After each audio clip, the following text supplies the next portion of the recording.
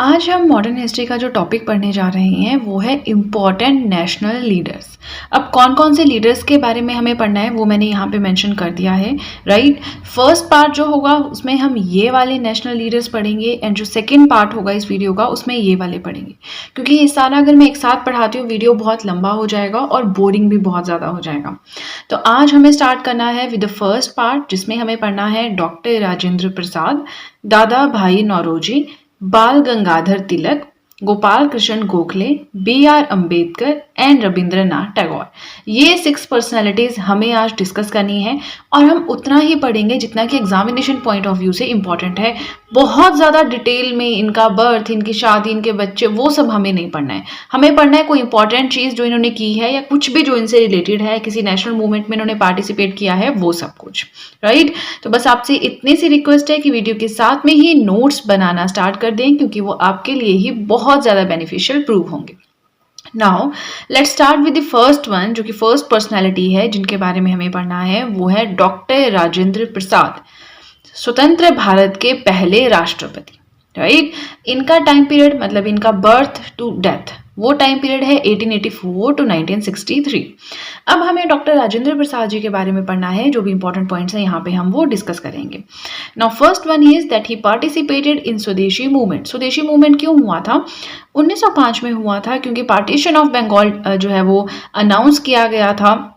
तो स्वदेशी मूवमेंट जो है उसके विद्रोह, उसके मतलब कहते हैं ना, उसके अगेंस्ट एक मूवमेंट था कि हम नहीं आपके इस डिसीजन को सपोर्ट करते हैं। फिर उसमें जो फॉरेन मतलब बाहर के जो स्पेशली जो ब्रिटिशर्स के द्वारा बनाई गई चीज़ें उनका विद्रोह किया गया, बायकट किया गया, और स्वदेशी मतलब जो अपने देश में बनी हुई चीज़ें उनको प्रमोट किया गया, ये सब था। तो इसमें डॉक्टर राजेंद्र प्रसाद जी ने बढ़ चढ़ के पार्टिसिपेट किया।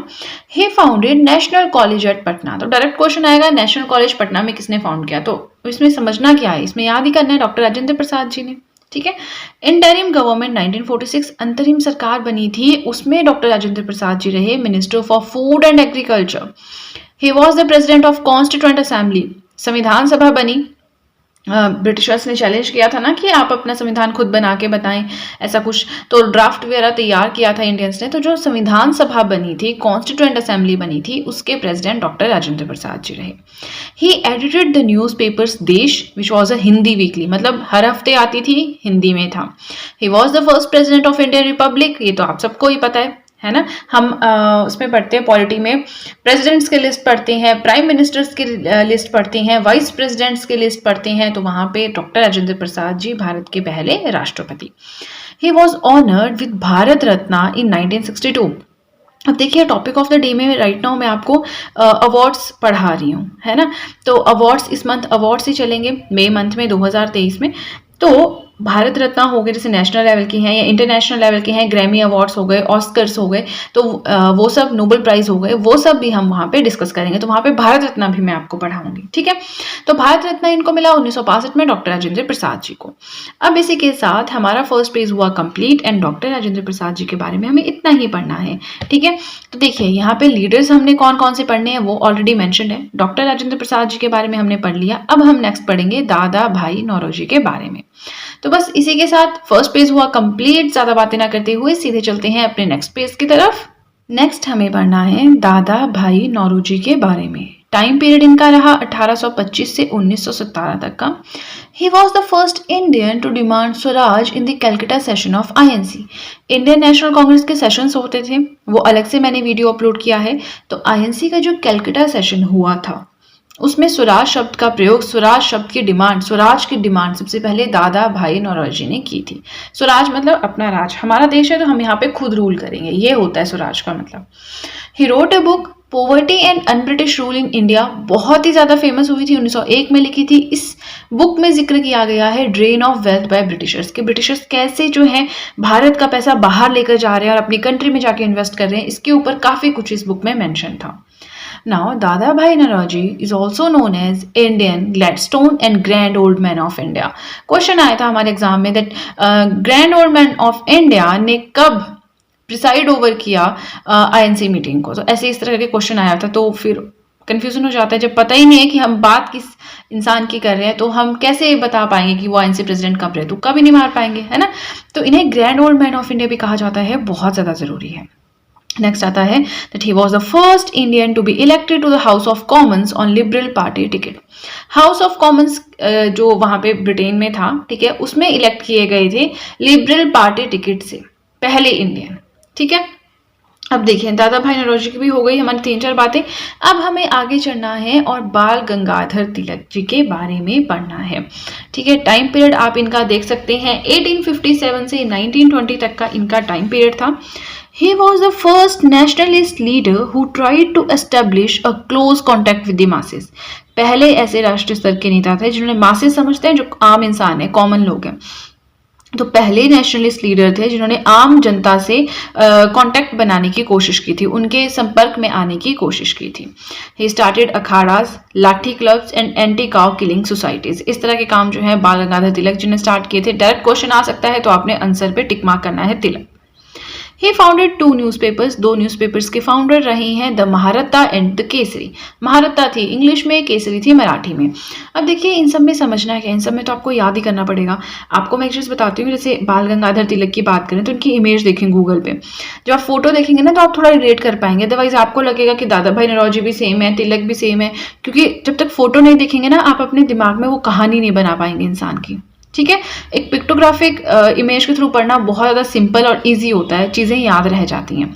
ठीक है, नाउ इन्होंने बुक्स लिखी थी the Arctic home of Vedas and Gita Rahasya. Lal बाल पाल ग्रुप सुना है ना, लाला लाजपत राय, बाल गंगाधर तिलक, बिपिन चंद्र पाल, तो इस ट्रायो का एक थे Bal Gangadhar Tilak. Now Valentine Chirol described him as the father of Indian unrest. तो ये किसको डिस्क्राइब किया गया है, क्वेश्चन आ सकता है, किसके द्वारा किया गया है, ये भी क्वेश्चन आ सकता है। He founded home rule league 1916। Home rule league Annie Besant, Bal Gangadhar तिलक, 2 बनी थी, इनका एरिया अलग अलग था। इसके होम रूल लीग के बारे में ऑलरेडी मैंने आपको पढ़ाया है ना। चलिए इसी के साथ जो हमने पढ़ लिया दादा भाई नौरोजी एंड बाल गंगाधर तिलक जी के बारे में। अब मैं आपसे रिक्वेस्ट करूंगी एक बार फिर से कि वीडियो के साथ में नोट्स बनाएं। अगर आप शुरू से अभी तक मेरे साथ नोट्स बना रहे हैं ना तो ऑलमोस्ट हमारा मॉडर्न हिस्ट्री कंप्लीट ही है। इंपॉर्टेंट नेशनल लीडर्स पढ़ना है, उसके बाद क्रिमिटोरियम पढ़ना है, उसके बाद वॉर्स पढ़ना है। देखिए वॉर्स बहुत ही बोरिंग टॉपिक है अगर मैं अपनी बात करूं, और उसमें से एग्जाम में क्वेश्चन मैंने कभी नहीं देखा कि वॉर में से कोई क्वेश्चन आता हो। बट 1-2 कमेंट्स आए कि मैम वॉर्स नहीं पढ़ाई आपने। हाँ मैंने वॉर्स पढ़ानी थी बट मुझे इंपॉर्टेंट नहीं लगा तो मैंने स्किप किया। बट आप लोग इतना कह रहे हैं कि आपको वॉर्स पढ़नी है तो बहुत डिटेल में तो मैं आपको वो नहीं पढ़ाऊंगी क्योंकि वो इंपॉर्टेंट है ही नहीं एग्जामिनेशन पॉइंट ऑफ व्यू से। स्टिल आपको एक आइडिया, एक अंडरस्टैंडिंग कि कोई वॉर कब हुई, कहाँ हुई, कौन से साल में हुई, क्या रीजन रहा, क्या किस एंड हुई विद विच ट्रीटी, ऐसी ऐसी चीजें आपको पढ़ा दूंगी। ठीक है, चलिए इसी के साथ हमारा सेकंड पेज भी हुआ कंप्लीट। अब सीधे चलते हैं अपने नेक्स्ट पेज की तरफ। नेक्स्ट हमें जिस पर्सनैलिटी के बारे में पढ़ना है, जिस इंपॉर्टेंट नेशनल लीडर के बारे में पढ़ना है वो है गोपाल कृष्ण गोखले। तो इनके नाम से आपको क्या याद आता है? मैंने आपको ट्रिक बताई थी एक कि आईएनसी सेशंस कैसे याद करने हैं, बीसीएस में कैलकुलेट हुआ जीडीपी। अब ये क्या मतलब है इन दोनों का, वो आपको आईएनसी सेशंस वाली वीडियो देखनी पड़ेगी, है ना, क्योंकि यहाँ पे बताने लगूंगी तो थोड़ा बहुत एक्सप्लेन करना पड़ेगा, टाइम ज़्यादा लग जाएगा, जो चीज़ मैं नहीं चाहती। कोशिश करती हूँ कि वीडियो शॉर्ट से शॉर्ट बने और ज़्यादा से ज़्यादा कंटेंट आपको प्रोवाइड कर रहा हूँ ना। गोपाल कृष्ण गोखले जी के बारे में हम बात कर रही हैं। 1866 से 1915 तक का इनका टाइम पीरियड रहा था। नाउ फर्स्ट पॉइंट इनसे इंपॉर्टेंट जो है, इनसे रिलेटेड वो आता है that Gandhi ji considered him as his political guru. Gandhi जी गोपाल कृष्ण गोखले को अपना पॉलिटिकल गुरु मानते थे ना। हम कंफ्यूज हो जाते हैं, गांधी जी मानते थे या गोपाल कृष्ण गोखले, तो इसकी मैं आपको अपनी लोकल सिंपल ट्रिक बताती हूँ। गोपाल कृष्ण गोखले नाम बड़ा है, गांधी गांधी बोलते हैं, नाम छोटा है, तो जो बड़ा नाम है वो है गुरु, जो छोटा नाम है वो है उनके शिष्य, ऐसे याद कर लेना। तो पॉलिटिकल गुरु गांधी जी मानते थे गोपाल कृष्ण गोखले को। अब 1905 में बनारस सेशन हुआ था आईएनसी का, यानी इंडियन नेशनल कांग्रेस का, वहां पे बने ये प्रेसिडेंट। ठीक है, 1905 में क्या हुआ है, पार्टीशन ऑफ बंगाल हुआ है, स्वदेशी मूवमेंट हुआ है ना। चलिए उसके बाद नेक्स्ट पॉइंट क्या आता है इनसे related, that he led the foundation of servants of Indian society 1905 में सर्वेंट्स ऑफ इंडियन सोसाइटी, इसकी नींव इन्होंने रखी। ऑब्जेक्टिव क्या था इस ऑर्गेनाइजेशन का, to train people who would work as national missionaries, लोगों को ट्रेन करना ताकि वो राष्ट्रीय स्तर पे जो फीलिंग्स है ना, नेशनल लेवल की फीलिंग्स, उनका प्रचार कर सके, है ना, राष्ट्रीयता का प्रचार कर सके ना। गोपाल कृष्ण गोखले जी के बारे में इतना ही था। अब हम आगे चलते हैं और बी आर अम्बेडकर जी के बारे में पढ़ते हैं। देखिए जब मैंने आपको पढ़ाया था सोशल एंड कल्चरल अपराइजिंग्स, तो वहाँ पे लास्ट में बी आर अम्बेडकर जी के एफर्ट्स पे मैंने अलग से एक पेज पे पढ़ाया था, है ना। तो वो बहुत इंपॉर्टेंट है एग्जामिनेशन पॉइंट ऑफ व्यू से, ये भी इंपॉर्टेंट है। बी आर अम्बेडकर जी की हम बात कर रहे हैं, इनका फुल नाम था doctor Bhimrao Ambedkar. Time period था 1891 से 1956 तक का। आप देखिए, आपसे रिक्वेस्ट है कि वीडियो पसंद आ रही हो तो लाइक फटाफट से कर लीजिएगा। आप लोग नोट्स बनाएंगे बट लाइक नहीं करेंगे, लाइक कर देना यार, ठीक है। Now B R Ambedkar ji के बारे में पढ़ रहे हैं। फर्स्ट पॉइंट आता है that he was a social reformer, सामाजिक स्तर पर सुधार करने वाले, नए नए रिफॉर्म्स लाने वाले थे B R Ambedkar. He was a leader of the depressed classes. Yes, B R Ambedkar ji ने, एक तो कॉन्स्टिट्यूशन में इनका नाम आता है, दूसरा डिप्रेस्ड क्लासेस से जुड़ा इनका नाम आता है कि इन्होंने डिप्रेस्ड क्लासेस के लिए बहुत ज्यादा काम किया है। He was born in Mahar caste in Mhow MP इन 1891। समझाने की जरूरत नहीं है। Now he went to England and America for higher studies. Mahar caste Mhow MP में इनका जन्म हुआ। इंग्लैंड गए, अमेरिका गए अपनी फर्दर स्टडीज के लिए। He was the first graduate of Mahar caste, इस कास्ट के पहले ग्रेजुएट थे वो, ठीक है। He participated in all 3 round table conferences.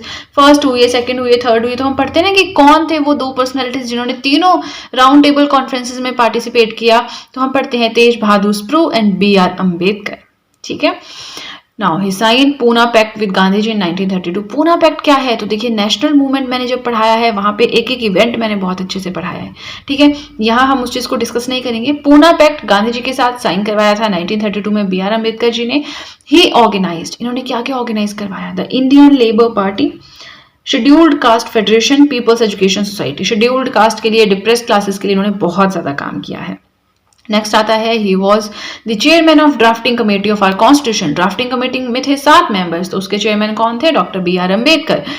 He was law minister in Nehru's cabinet. Nehru की जब कैबिनेट बनी, ठीक है, नेहरूज कैबिनेट समझते हैं, जब हमारा देश आजाद हुआ, पंडित जवाहरलाल नेहरू जी पहले प्रधानमंत्री बने, डॉक्टर राजेंद्र प्रसाद पहले प्रेसिडेंट बने, तो उस टाइम पे जो कैबिनेट बनी वहां पे लॉ मिनिस्टर रहे 1947 से 1951 तक। कौन? B R Ambedkar ji. Cabinet क्या होती है और मिनिस्टर्स में क्या डिफरेंस है? तो देखिए, कैबिनेट होता है ग्रुप ऑफ मिनिस्टर्स, ठीक है, जो असिस्ट करते हैं पीएम को, कैबिनेट बोलते हैं। बाकी जो एमपीज हैं वो अलग होते हैं, ठीक है। एक एमपी कैबिनेट मिनिस्टर भी हो सकता है। ये सब मैंने आपको पॉलिटी में पढ़ाया है, तो मुझे लगता है आपको कैबिनेट क्या है, लोकसभा क्या है, राज्यसभा क्या है, इसकी समझ होगी, एटलीस्ट थोड़ी बहुत तो होगी, है ना। चलिए, last point B R Ambedkar ji से रिलेटेड आता है that at the end of his life he embraced Buddhism. Depressed classes से थे, उन्हें डिप्रेस्ड क्लासेस के लिए बहुत ज्यादा काम किया। आप कहते हैं जैसे शेड्यूल्ड कास्ट्स होती हैं जो, उनके लिए बहुत काम किया, ठीक है, तो उनमें बहुत मानते भी हैं इनको। नाउ जब इनकी डेथ हो गई, eight the end of his life he embraced Buddhism, इन्होंने अपनी जिंदगी के बिल्कुल अंतिम पड़ाव पे बुद्धिज्म को अपना लिया था, ठीक है। अब देखिए, गोपाल कृष्ण गोखले जी भी पढ़ लिया, बी आर अम्बेडकर जी भी पढ़ लिया। ये टॉपिक लग रहा था बहुत बड़ा है पर इतना बड़ा है नहीं, है ना। बट ये है कि आप सारी पर्सनैलिटीज अगर साथ में पढ़ेंगे तो कंफ्यूज हो सकते हैं। एक एक पढ़ें, थोड़ा सा समझें, उस इंसान की फोटो देखें गूगल पे। फिर क्या होता है ना, फोटो देख के हम इमेज बना पाते हैं कि अच्छा ये तो बूढ़े वाले हैं, ये तो गोरे जैसे, ये तो इनके सफेद बाल हैं, तो ऐसे करके हम कुछ रिलेट कर लेते हैं चीजों को, ठीक है। चलिए, हमारा मकसद क्या है कि कैसे भी करके चीजें याद करनी है। आप रट के करो या आप समझ के करो या आप किसी चीज से रिलेट करके पढ़ो, आपकी अपनी चॉइस है, आपकी अपनी कैपेसिटी है। कई लोग पढ़ के ना मतलब सब कुछ एज इट इज याद कर लेते हैं, वो भी लॉन्ग टर्म के लिए। मैंने खुद से देखे हैं मेरे ऐसे फ्रेंड्स, एक बार पढ़ेंगे और वो याद कर लेंगे। और मतलब कुछ ऐसे होते हैं जो गोपाल कृष्ण गोखले और बी आर अम्बेडकर में कंफ्यूज हो जाते हैं कि हमने एक पेज पे लिखा है, ये किसने किया, वो किसने किया, कंफ्यूज हो जाते हैं। टाइम लगता है बट हो जाता है, ऐसा नहीं सोचना कि नहीं होगा, ठीक है। चलिए, जो भी है, ये वाला पेज भी हुआ कंप्लीट। और वीडियो पसंद आए तो लाइक जरूर कीजिएगा। बहुत जल्दी मॉडर्न हिस्ट्री के हैंड रिटन नोट्स भी अवेलेबल होंगे टू परचेज। 2-3 टॉपिक्स बचते हैं, फिर जल्दी ये कंप्लीट हो जाएगा, ठीक है। चलिए, अब सीधे चलते हैं अपने लास्ट पेज की ओर। ये है आज के लास्ट इंपॉर्टेंट नेशनल लीडर जो हमें पढ़ने हैं, जो कि हैं रविंद्रनाथ टैगोर। टाइम पीरियड की बात करें, 1861 से 1941 तक का इनका टाइम पीरियड था। He was a poet and a famous philosopher. इनके बड़े भाई थे Satyendra Nath Tagore, who was the first Indian to become an IAS, Indian civil servant बनने वाले पहले इंडियन थे सत्येंद्र नाथ टैगोर। ये थे भाई रविंद्रनाथ टैगोर के। His first poem was published। अब देखिए, हम बात रविंद्रनाथ टैगोर की ही कर रहे हैं, ये पॉइंट खत्म हो गया, सत्येंद्र टैगोर जी का खत्म हो गया, ऐसा नहीं सोचना हम इनके बारे में पढ़ रहे हैं, ठीक है। सो रविंद्रनाथ टैगोर जी जो थे, इनकी पहली पोइम पब्लिश हुई थी अमृत बाजार पत्रिका, शिशिर कुमार घोष की है ये, है ना। ही फाउंडेड शांति निकेतन इन 1901। याद करना पड़ेगा, अब इसमें क्या ही समझना। इन्होंने गीतांजलि लिखी थी जिसके लिए इन्हें नोबेल प्राइज मिला 1913 में, और पहले इंडियन थे जिन्हें नोबेल प्राइज मिला था। और नोबेल प्राइज के बारे में रिसेंटली मैंने टॉपिक ऑफ द डे की वीडियो में आज ही पढ़ाया है सुबह। तो अगर आपको नहीं पता नोबेल प्राइज इस साल किस किस को मिला है, कितने फील्ड्स में दिया गया है, इनिशियली कितने फील्ड्स में दिया जाता है, एट अ फील्ड कितने लोगों को दिया जाता है, कौन कौन से इंडियंस है जिनको मिला, सब कुछ मैंने उसमें पढ़ाया है। ठीक है, कौन सी डेट को दिया जाता है ये भी बताया, तो आप वो वीडियो देख सकते हैं टॉपिक ऑफ द डे की आज की। ठीक है, आगे चलते हैं। गीतांजलि वाला पॉइंट हमने पढ़ लिया। ही inaugurated Raksha Bandhan festival to oppose the partition of Bengal. Partition of Bengal 1905 में अनाउंस किया गया था कि होगा, फिर 1911 में एनरोलमेंट हो गई थी उसकी। तो जिस टाइम पे पार्टीशन ऑफ बंगाल अनाउंस किया गया था उस टाइम पे क्या हो गया, लोग दुखी हुए, बहुत एक दूसरे के गले मिले, इन्होंने अपने एक दूसरे के हाथ पे एक धागा बांधा, और इससे ही स्टार्ट होता है रक्षाबंधन फेस्टिवल कि बेशक हम अलग हो रहे हैं बट हम एक दूसरे की रक्षा करेंगे, ऐसे करके पार्टीशन ऑफ बंगाल में इसके बारे में मैंने पढ़ाया है कि 16 तारीख को स्टार्ट हुआ था, सब कुछ पढ़ाया है। ठीक है, चलिए आगे चलते हैं। रविंद्रनाथ टैगोर जी के बारे में हम पढ़ रहे हैं। He founded Vishwa Bharati university as it is. याद करना है इसमें क्या याद समझेंगे, है ना। 1915 में British crown granted him a knighthood which he renounced after the Jallianwala Bagh massacre. British crown ने 1915 में नाइटहुड का टाइटल उन्हें दिया, बट जो जलियांवाला बाग हत्याकांड हुआ था उसके बाद उन्होंने अपना टाइटल छोड़ दिया था। His compositions were chosen as national anthem by the two nations. दो देशों के द्वारा नेशनल एंथम चुना गया है इनके कॉम्पोजिशंस, मतलब इनकी राइटिंग्स। कौन कौन से हैं वो? India and Bangladesh. इंडिया का जनगण मन एंड बांग्लादेश का अमर सुनार बांग्ला, दोनों ही कंपोज किए गए हैं, लिखे गए हैं रविंद्रनाथ टैगोर जी के द्वारा।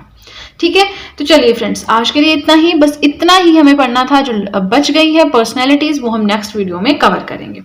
तो चलिए आज के लिए इतना ही। आई होप आपने वीडियो के साथ में नोट्स बनाए हैं। बार बार मैं कहती हूँ ताकि आप लोग थोड़े मोटिवेट हो सके, थोड़ा आपको एनकरेज कर सकूं कि आप जरा अपने हाथ उठाएं, पेन उठाएं और लिखना स्टार्ट करें। हम पढ़ रहे हैं मॉडर्न हिस्ट्री का टॉपिक इंपॉर्टेंट नेशनल लीडर्स। तो देखिए ये टॉपिक मैंने कहा था कि हम 2 पार्ट्स के फॉर्म में पढ़ेंगे। फर्स्ट पार्ट हमने ऑलरेडी कवर अप कर लिया है जिसमें ये वाले नेशनल लीडर्स हम पढ़ चुके हैं। Now this is the second part of this topic जिसमें हम ये सारे नेशनल लीडर्स के बारे में पढ़ेंगे। जवाहरलाल नेहरू, सुभाष चंद्र बोस अप टू लाला लाजपत राय। तो बस आपसे इतनी सी रिक्वेस्ट है कि वीडियो के साथ में नोट्स बनाएं, आप ही के लिए बेनिफिशियल प्रूव होंगे। एंड चलिए डायरेक्टली चलते हैं अपने मेन कंटेंट की ओर। जवाहरलाल नेहरू, इनके टाइम पीरियड की बात करें तो 1889 में इनका बर्थ हुआ था, 1964 में इनकी डेथ हुई थी। तो इस टाइम पीरियड में जो है इनका जीवन काल रहा, क्या क्या हुआ उसके बीच में सिर्फ इंपॉर्टेंट चीज़ें हम पढ़ेंगे, अदरवाइज वीडियो बहुत ज़्यादा लेंथी हो जाएगा। फर्स्ट पॉइंट आता है दैट इंडियन नेशनल कांग्रेस के प्रेसिडेंट रहे 1929 में पंडित जवाहरलाल नेहरू जी। नेक्स्ट पॉइंट आता है फर्स्ट पीएम ऑफ इंडिया, स्वतंत्र भारत के पहले प्रधानमंत्री थे पंडित जवाहरलाल नेहरू जी, और इनका टेन्योर काफी लंबा था 1947 से 64 तक। Also called as architect of modern India, modern India के आर्किटेक्ट भी ये कहे जाते हैं। Believed in the policy of non alignment, he authored the doctrine of Panchsheel. अब इसमें कुछ समझाने वाली बात तो नहीं है, डायरेक्ट क्वेश्चन आएगा डॉक्ट्राइन ऑफ पंचशील किसने लिखी है? पंडित जवाहरलाल नेहरू जी ने लिखी है। नेक्स्ट हम बात करेंगे इनकी ऑटोबायोग्राफी के बारे में। So his autobiography was entitled as, इनकी जो ऑटोबायोग्राफी थी उसका नाम था autobiography, one of his most famous works. खुद से लिखी थी अपनी लाइफ के बारे में। बायोग्राफी क्या होती है? जो इंसान अपनी जिंदगी के बारे में लिखता है, बट बायोग्राफी कोई और भी लिख सकता है किसी और की, बट ऑटोबायोग्राफी होता है कि खुद से अपनी जीवनी लिखी है। ठीक है, इनका बर्थ हुआ था इलाहाबाद में। He was an author of international fame, अंतर्राष्ट्रीय स्तर पे काफ़ी फेमस ये ऑथर थे। अब क्योंकि हम इनके वर्क की बात कर रहे हैं, इनके ऑथरशिप की बात कर रहे हैं, तो हम इनके थोड़ा सा देखते हैं इन्होंने क्या क्या लिखा है। His works include The Discovery of India, Glimpses of World History, A Bunch of Old Letters। अब होगा क्या ना, यहाँ से कोई क्वेश्चन उठा लिया और पूछ लिया कि किसने लिखी है, सुभाष चंद्र बोस, लाला लाजपत राय, पंडित जवाहरलाल नेहरू, डॉक्टर राजेंद्र प्रसाद, ऐसे करके 4 ऑप्शंस होंगे, तो वहाँ आपको टिक मार्क करना है और वो बहुत कंफ्यूजिंग हो जाता है। ठीक है, तो आपको जैसे भी करके समझ के रिलेट करके याद करना होगा। ठीक है, the discovery of India, glimpses of world history, a bunch of old letters, the unity of India, independence and after, India and the world, and letters from a father to his daughter. Next आता है belonged to the community of Kashmiri Pandits. Kashmiri Pandits की category से ये कश्मीरी पंडित का एक अलग ही movie भी आई थी इनके ऊपर, है ना, और इनका काफ़ी हम पढ़ते हैं डिस्प्यूट जो भी था इनके साथ, जो भी गलत चीज़ें हुई तो वो सब हम पढ़ते हैं, है ना, तो उसी कम्युनिटी से ये बिलोंग करते थे। His birthday is celebrated as, Pandit Jawaharlal Nehru, Chacha Nehru के नाम से भी जाने जाते थे। गुलाब का फूल हमेशा अपनी पॉकेट में लगाए रखते थे, बच्चे प्यार से इन्हें चाचा जी कहते थे, ये हमने बचपन में पढ़ा है ना अपनी किताबों में। सो इनका जो बर्थडे है उसे चिल्ड्रंस डे की फॉर्म में मतलब मनाया जाता है, as a children's day celebrate किया जाता है, क्योंकि बच्चों से ये बहुत प्यार रखते थे। ही was a follower of Mahatma Gandhi and 1955 में इन्हें भारत रत्न अवार्ड भी मिल चुका है। तो देखिए अब एग्जामिनर इन पॉइंट्स में से कहीं से भी क्वेश्चन डाल सकता है, इससे ज़्यादा मुझे नहीं लगता आपको एक्स्ट्रा कुछ मिलेगा, क्योंकि मैं देख रही थी और वेबसाइट्स पे तो कहानियाँ कि उनकी शादी हुई, बच्चे हुए, पढ़ने वहाँ गए, वहाँ से क्वेश्चन नहीं आता है। क्वेश्चन आता है कि आर्किटेक्ट ऑफ मॉडर्न इंडिया कैसे किसे कहते हैं, डॉक्ट्राइन ऑफ पंचशील किसने लिखी है, किसकी ऑटोबायोग्राफी है, ऑटोबायोग्राफी, तो ऐसे क्वेश्चन आते हैं। कहानियाँ, जिंदगी, उस सबसे नहीं कुछ क्वेश्चन आते, ठीक है। तो हमें बहुत डेप्थ में हिस्ट्री नहीं पढ़नी है, क्योंकि ऑलरेडी हमारे पास पढ़ने के लिए बहुत कुछ है ना। बट जो कंटेंट है वो इतने अच्छे से पढ़ना है कि वहां से क्वेश्चन आए तो हमारा गलत ना हो, राइट। चलिए अब सीधे चलते हैं अपने नेक्स्ट पेज की ओर। नेक्स्ट हमें जिन नेशनल लीडर के बारे में पढ़ना है वो है सुभाष चंद्र बोस।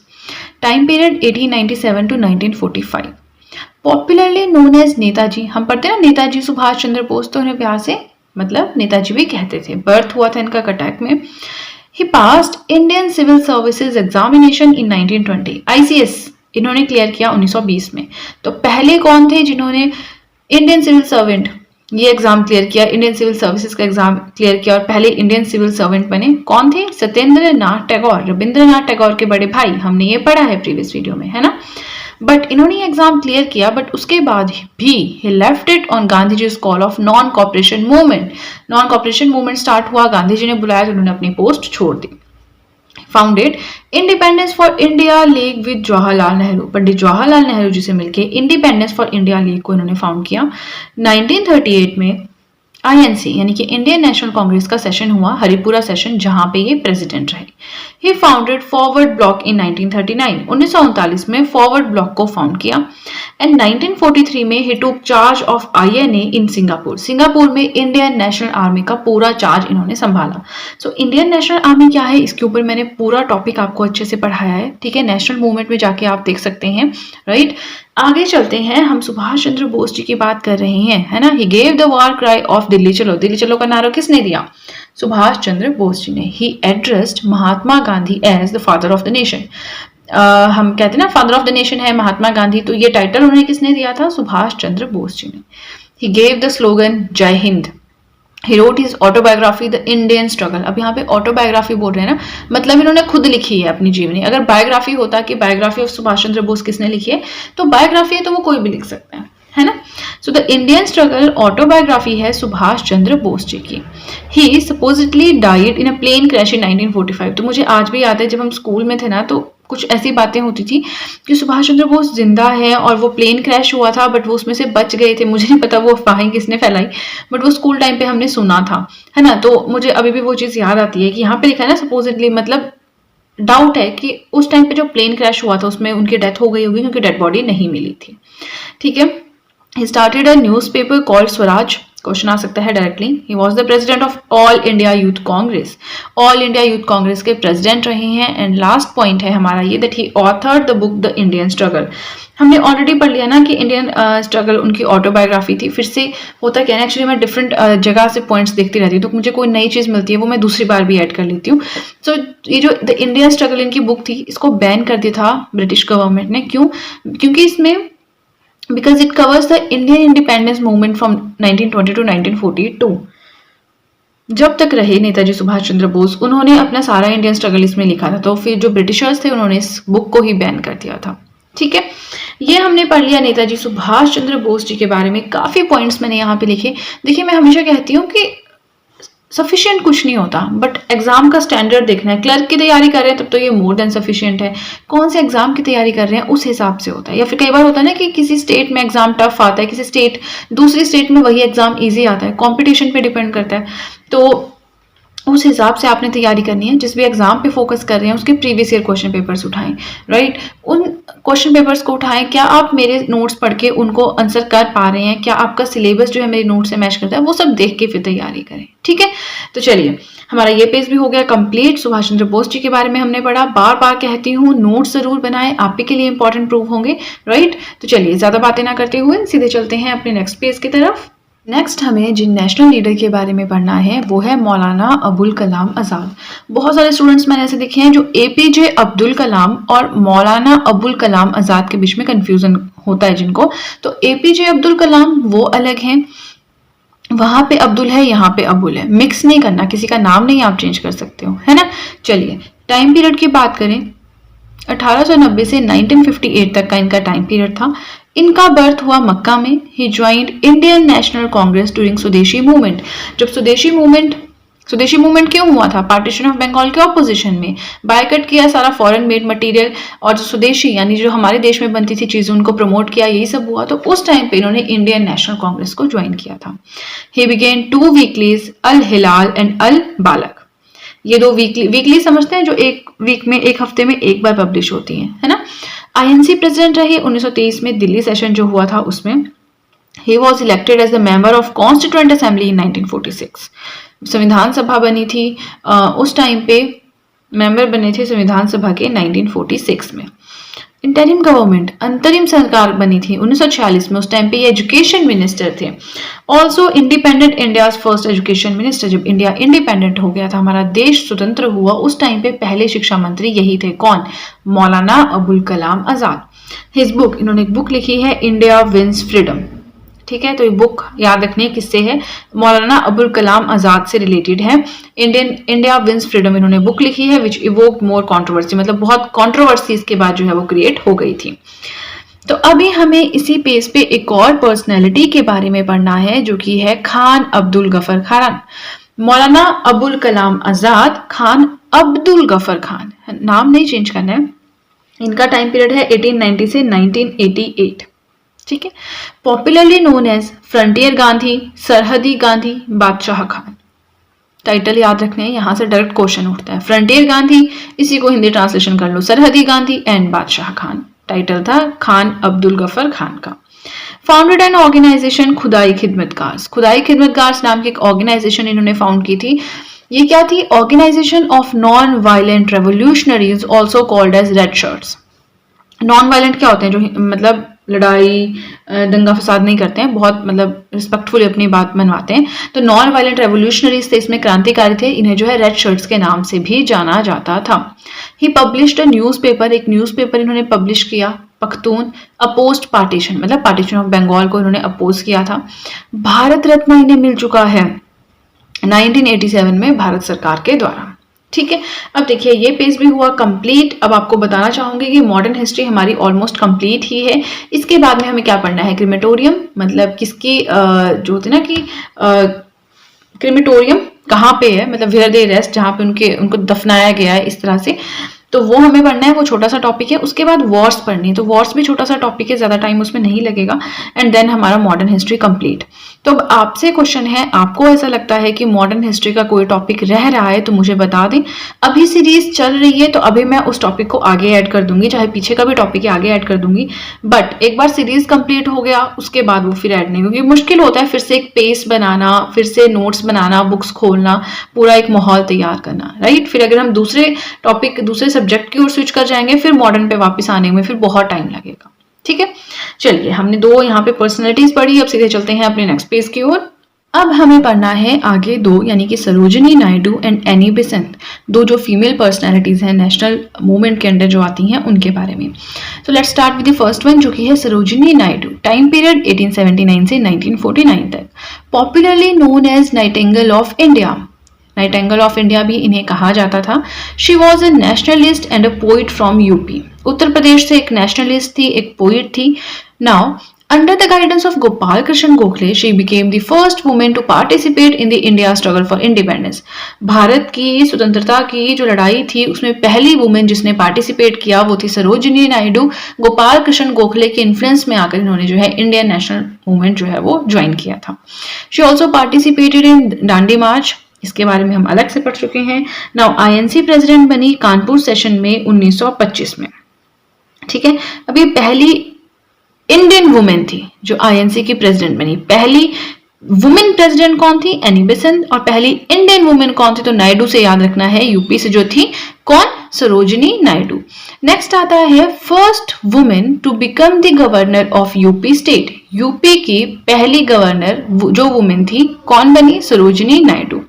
हर फेमस बुक्स, अब इन्होंने कुछ बुक्स भी लिखी हैं, उनके बारे में भी थोड़ा सा देख लेते हैं। तो यहाँ पे आप देख लीजिए, the golden threshold, the feather of the dawn, the bird of time and the broken wing. अब आपको ईयर्स याद करने की जरूरत नहीं है, ईयर्स तो कभी भी नहीं पूछेंगे, मैंने वैसे ही लिख दिए, बट बुक्स से क्वेश्चन उठता है। द बर्ड ऑफ टाइम किसने लिखी है? और हमने पढ़ा ही नहीं होता है ना, तो ये आपको बुक्स तो आपको अच्छे से याद करनी ही है। अब सरोजिनी नायडू हमने पढ़ लिया कि आईएनसी की पहली इंडियन वुमेन प्रेसिडेंट थी। तो पहली ओवरऑल प्रेसिडेंट कौन रही आईएनसी की? वुमेन प्रेसिडेंट, तो वो थी एनी बेसेंट, जिनके बारे में अब हम पढ़ेंगे। इसी के साथ आपसे रिक्वेस्ट है कि वीडियो पसंद आए तो लाइक फटाफट से कर दीजिएगा।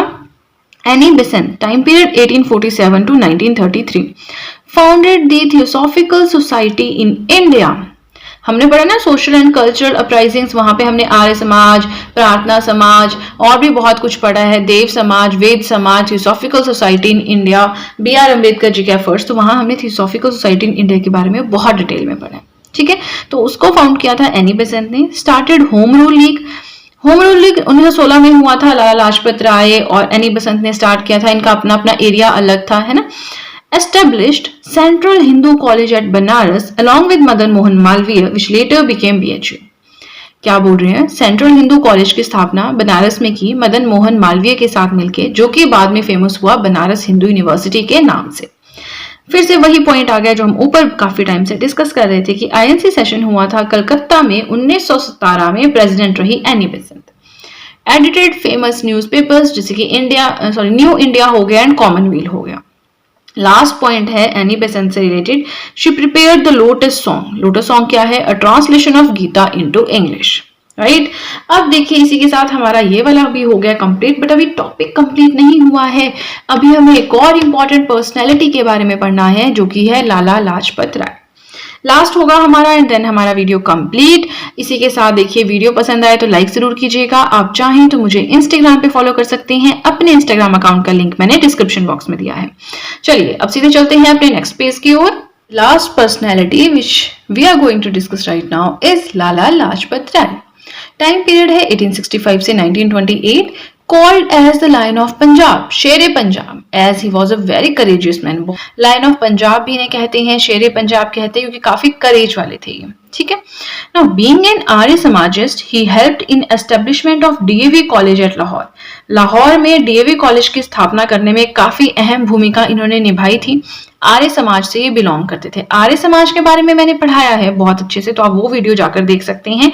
नहीं आपको मिल रही video, modern history handwritten notes की प्लेलिस्ट में जाना है, वहां पे एडवेंट ऑफ यूरोपियन से लेकर अभी तक सारे टॉपिक्स मैंने सीक्वेंस में लगाए हुए हैं, बहुत इजीली आपको वहां पे वीडियोस मिल जाएंगी। नेक्स्ट आता है आईएनसी का स्पेशल सेशन हुआ था कलकत्ता में 1920 में, जहां पे ये प्रेसिडेंट रहे थे। He opposed the withdrawal of non cooperation movement in 1922। Chauri Chaura incident हुआ था ना, विड्रॉ किया गया था, वापस लिया गया था ये मूवमेंट, तो उस टाइम इन्होंने अपोज किया था कि नहीं हमें ऐसा नहीं करना है। Founded Swaraj party with Motilal Nehru and CR दास। इन दोनों के साथ मिलकर स्वराज पार्टी को फाउंड किया था। एडिटर ऑफ कौन कौन से इन्होंने एडिट किए थे? Newspapers Vande Mataram, the Punjab and the people. He was injured during a demonstration against Simon Commission in 1928. लाठी चार्ज हुआ था ना जब साइमन कमीशन आया था, तो जब लोग भड़के थे इंडियंस तो उनके ऊपर लाठी चार्ज हुआ था, तो उस टाइम पे इनको काफी ज्यादा चोट लग गई थी। फिर जब उसके बाद का फिर थोड़ा टाइम बाद इनकी डेथ भी हो गई थी, तो इनकी मौत का बदला इंडियंस ने फिर बहुत अच्छे से लिया था। वो हमने पढ़ा रेवोल्यूशनरी एक्टिविटीज के अंडर, है ना। होता क्या है कि छोटी छोटी चीजें अगर मैं यहाँ पे डिस्कस करने लग जाऊँ ना तो 10 मिनट की वीडियो 50 मिनट की बन जाएगी। जैसे अगर हम साइमन कमीशन पे चले गए या फिर जो हुआ उस पे चले गए, है ना, तो बहुत नॉन कॉपरेशन मूवमेंट क्यों विड्रॉ हुआ उस पे चले गए, स्वराज पार्टी में फिर आगे चल के डिवीजन हुआ उस पे चले गए, तो वीडियो बहुत लंबा हो जाएगा, है ना। तो पहले आप नेशनल मूवमेंट पढ़ें, इसीलिए मैंने नेशनल मूवमेंट पहले पढ़ाया था कि बेसिक्स आपको आइडिया लग जाएगा, फिर ये उसके बाद चलता है। ठीक है। Also called as Punjab Kesari, Punjab Kesari के नाम से भी फेमस है। शेरे पंजाब भी कहते हैं, द लायन ऑफ पंजाब भी कहते हैं, कहीं से भी क्वेश्चन आ सकता है ना। नाउ हिज राइटिंग्स, इन्होंने जो लिखा है वो सब कुछ है। The story of my deportation, young India, unhappy India, England's डेप्ट टू इंडिया। साथ में ईयर्स भी मेंशन किए, बट ईयर्स से कभी क्वेश्चन आता ही नहीं है। ठीक है, तो चलिए इसी के साथ हमारा आज का टॉपिक हुआ कंप्लीट। कोई टॉपिक आपको लगता है कि छूट गया है मॉडर्न हिस्ट्री का, मुझे फटाफट से बताएं। आज हम मॉडर्न हिस्ट्री का जो टॉपिक पढ़ेंगे वो है क्रिमेटोरियम, वेयर दे रेस्ट।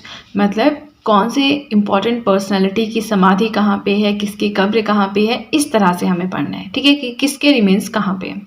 तो हम यहाँ पे बहुत सारे नहीं पढ़ेंगे क्योंकि वो आपको याद करना भी टफ होगा, बट जहाँ से क्वेश्चंस आते हैं और आपको 99% इन्हीं में से क्वेश्चंस मिलेंगे। अगर क्वेश्चन आता है तो इन्हीं में से आएगा, अदरवाइज नहीं आएगा। ठीक है, बाकी 1% यू नेवर नो एग्जामिनर का क्या दिमाग हिल जाए, है ना। चलिए, तो हमें पढ़ना है क्रिमेटोरियम। एक साइड पे लिखा है मैंने पर्सन्स यानी पर्सनैलिटीज के नाम, दूसरी साइड पे लिखे हैं प्लेसेस। ठीक है, अब देखिए इसी के साथ आपसे रिक्वेस्ट है कि वीडियो के साथ में ही नोट्स बनाएं, आप ही के लिए इंपॉर्टेंट प्रूव होंगे। बहुत ही छोटा सा वीडियो होने वाला है, 1 या 2 मिनट या 2.5 मिनट, इससे ज़्यादा नहीं होगा। तो बस आप वीडियो के साथ में नोट्स बनाएं। ठीक है, ऑलमोस्ट हमारा मॉडर्न हिस्ट्री कंप्लीट है। नाउ सबसे पहले आते हैं महात्मा गांधी जी। इनकी समाधि कहाँ पे है? राजघाट। जवाहरलाल नेहरू, शांतिवन। अब आपको ट्रिक्स तो कुछ खुद से बनानी पड़ेंगी, वैसे मैंने बनाई थी बट वो बहुत ही ऐसे है कि बहुत लोकल है, तो आप अपने हिसाब से कुछ बना लेना। सबके लिए ट्रिक्स मत बनाना, अदरवाइज तो कभी याद ही नहीं कर पाएंगे। जो जो आपको याद हो रहे थे, जैसे कि महात्मा गांधी है, उन्होंने राज किया, उन्हें राजपिता कहते थे, तो उनकी राजघाट हो गई, ऐसा कुछ करना है। ठीक है, ताकि नाम नाम आया किसी का सामने और एकदम से आपके दिमाग में उसकी समाधि का नाम आ गया। अदरवाइज ट्रिक्स, दूसरी ट्रिक्स नहीं बनानी कि एम और आर से बना दिया, एम आर कुछ ऐसा नहीं बनाना।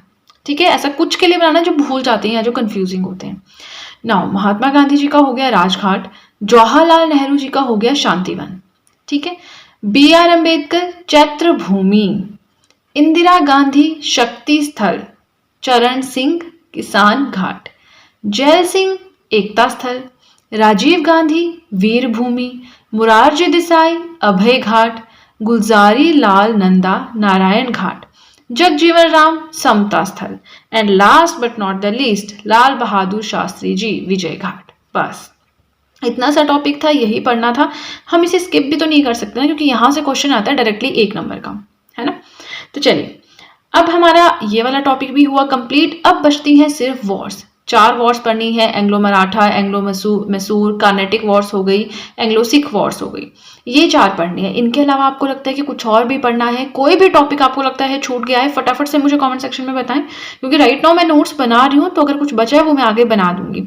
अगर एक बार मॉडर्न कंप्लीट हो गया, फिर उसके बाद वापस उसी पेस पे आना बहुत ज़्यादा टफ हो जाता है। ठीक है, तो चलिए इसी के साथ इतना ही। वीडियो पसंद आए तो लाइक ज़रूर कीजिएगा, चैनल को ज़रूर सब्सक्राइब करें। आप चाहें तो मेरे इन हैंड रिटन नोट्स को परचेज भी कर सकते हैं, 1-2 दिन में परचेज कर सकते हैं। और अगर आप चाहें तो मुझे इंस्टाग्राम पे भी फॉलो कर सकते हैं, दोनों का ही लिंक डिस्क्रिप्शन बॉक्स में दिया हुआ है।